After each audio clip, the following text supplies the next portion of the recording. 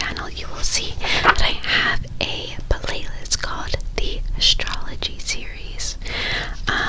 And in that, I read from this book about like the basics of each sign, like the ins and outs, the basic overview of sun signs. Sometimes some of the signs might have like moon in Virgo, or like how to attract a Scorpio or something. And I didn't follow through with that for every single sign. So I think we should maybe follow through, and I'm gonna tell you how to attract a Leo, since Leo season is coming up and I'm a Leo and I thrive. Let me turn to the spot.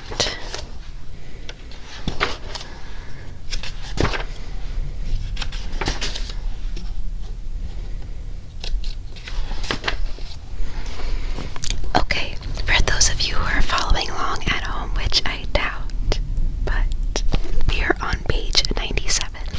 One thing I do want to mention about this book is that it's outdated in the sense of talks about just like men and women, and there's no in between. And as a person who identifies as queer, I kind of find this, I don't know if maybe it's irrelevant now, but I am going to read ahead knowing this in mind. And if all the Leos out there, if this resonates with you, then awesome. I don't think it matters if it's a man or a woman or anything in between. So we're just gonna start. So Leo, the amorous, I don't know how to pronounce this word. The amorous nature, amorous. I'm gonna skip it and keep going. You and a Leo woman. So you, listener, Leo woman, this is how you attract a Leo woman. I'm gonna say Leo person because I just find this incredibly distasteful. Okay. But I was going to use she, her pronouns. Here we go. What she wants the most is praise. A lover has to ignore her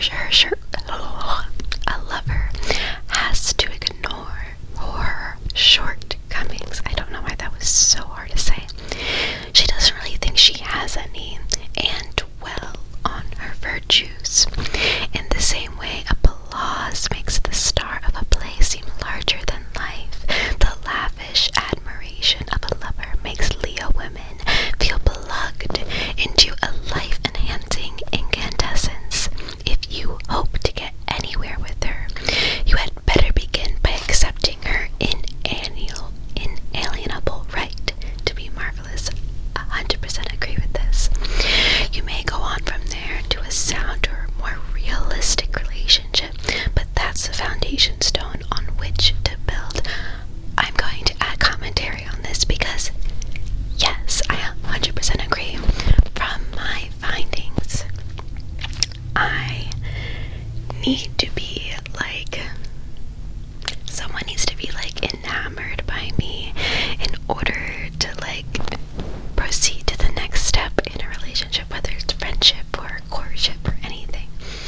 So I agree with that, and yeah, but not to say that it's one-sided. Like, just because Leos tend to want that doesn't mean that they're going to be very like egotistical in return.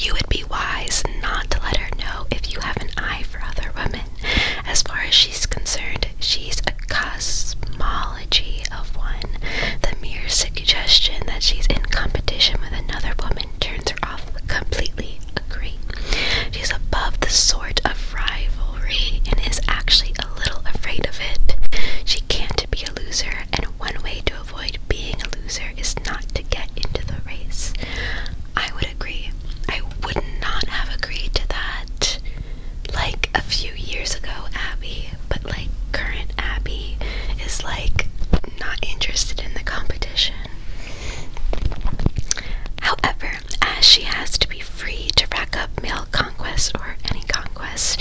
You'll hardly ever see her without a man in tow, person in tow, whatever, and often several. I mean, comes and goes.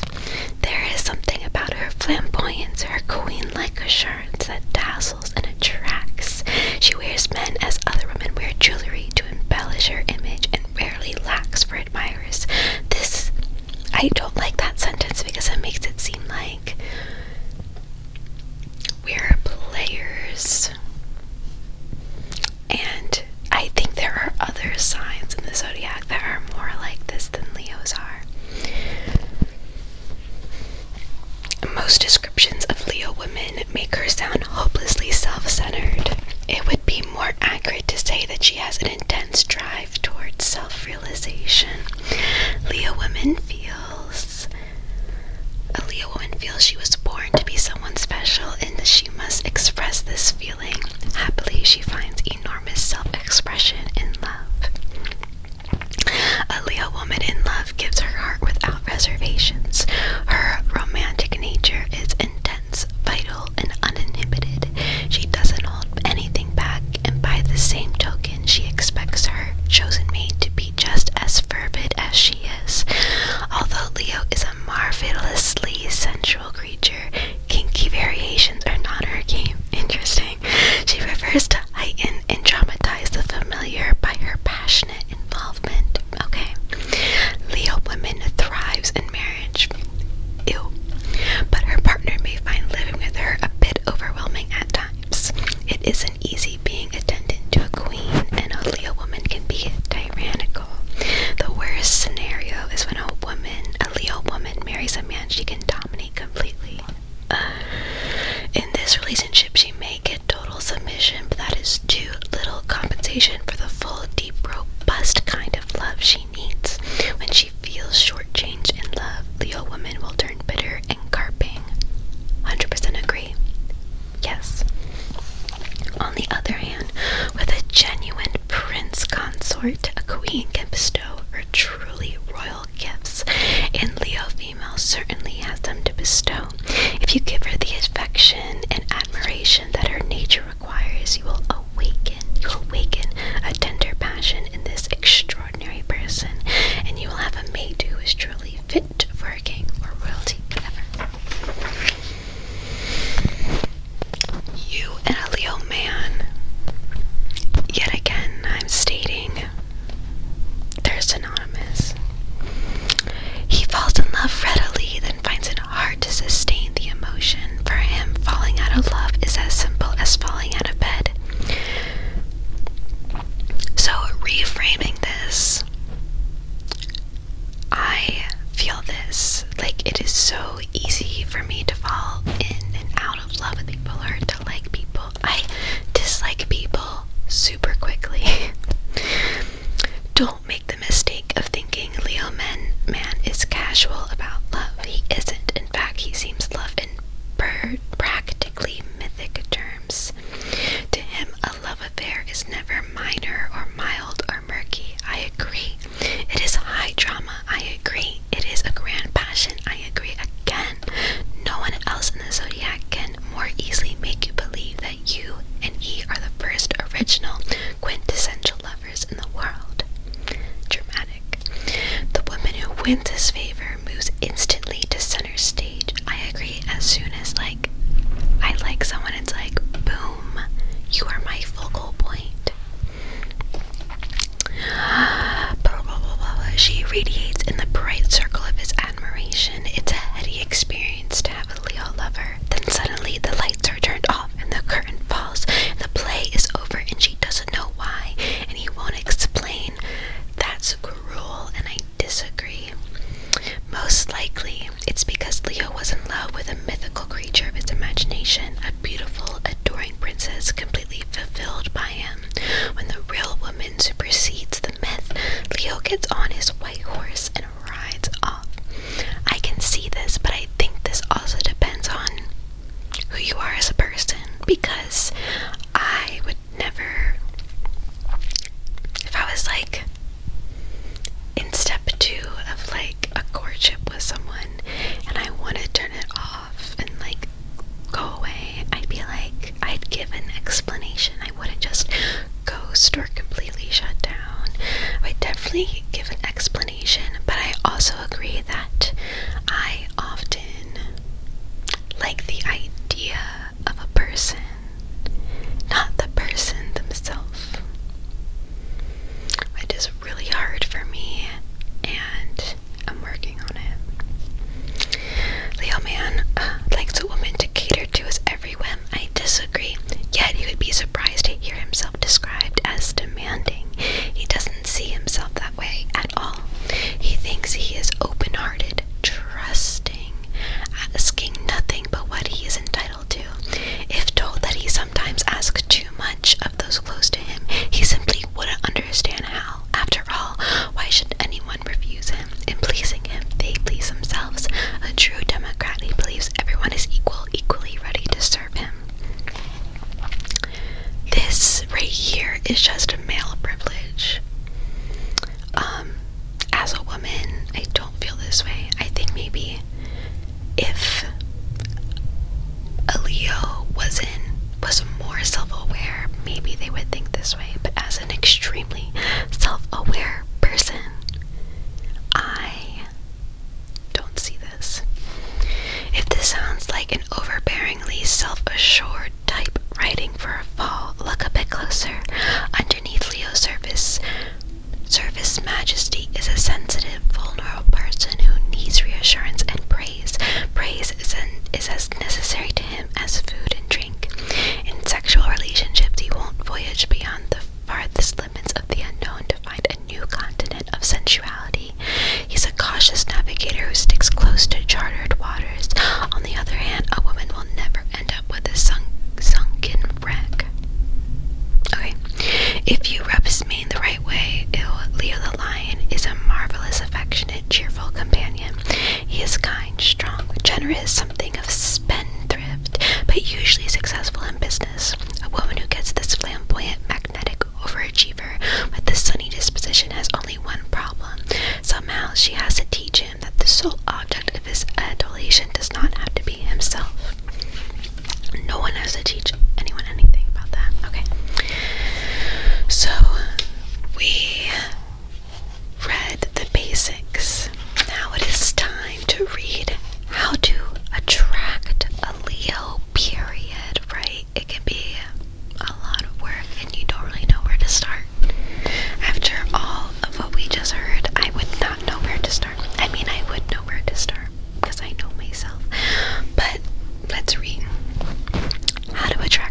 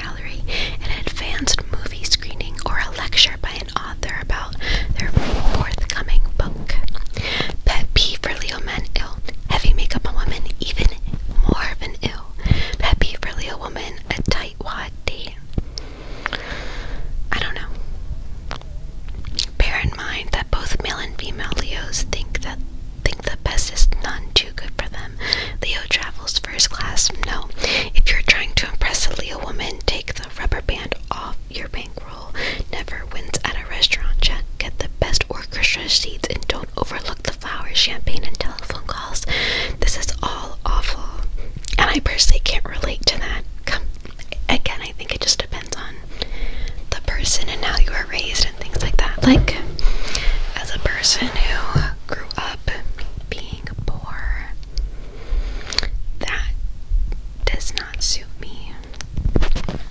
If you're trying to impress a Leo male, get the best cut of steak from the butcher and don't spare the wine. I hate all of this. If he brings a good bottle of wine, and he will, exclaim over the astute choice he made, then exclaim again over the wine's bouquet and taste, and then bring out your final surprise, the flaming dessert or special after-dinner brandy. Keep the ambiance posh. I agree with keeping the ambiance posh because I hate dive bars, but all of this I don't like. Okay, the combination. So in a year, they're going to put Leo with another zodiac sign. So you can see the compatibility across the signs. Leo and Aries. These two are the superstars of the zodiac. These well-matched partners get along marvelously in the bedroom.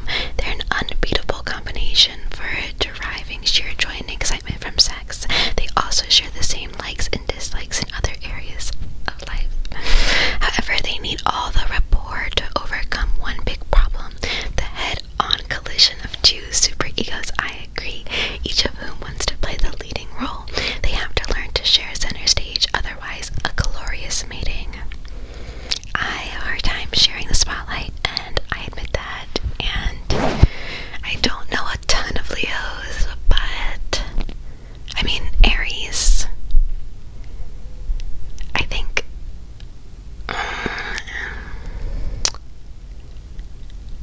I know, sometimes I'm like, yeah, I feel this, sometimes I'm like, no, I don't. I think it depends. Leo and Taurus. Leo's sovereign right to rule runs smack up against Taurus's determination to have its own way, right?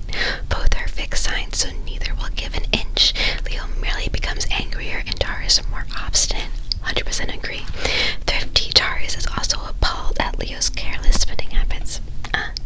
Taurus is cautious and deliberate. Leo expansive and extravagant. Taurus stubbornly refuses to give Leo constant worship. And Leo is too self-centered to give Taurus the devotion it needs. Leo is much more exuberant than Taurus, both in and out of the bedroom. Too many personality conflicts here. Agreed. Leo and Gemini. I think Leo and Gemini is the perfect match. My best friend is a Gemini. We just like go together. I think it's like the artistic and all-overness. They strike it off immediately because they like so many of the same things: glamorous social life, parties, theater, lots of friends. Lively, independent Gemini brings out Leo's joie de vivre.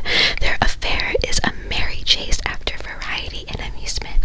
Leo finds Gemini's imaginative sexual hijinks great fun, but Leo may also become jealous because of the Gemini's lighthearted approach to love. I feel that. Leo is more intense than Aries Gemini. Life together will be stimulating and exasperating, but the outlook is good if Gemini can stay faithful. Otherwise, poof. Amazing. Leo and Cancer. I don't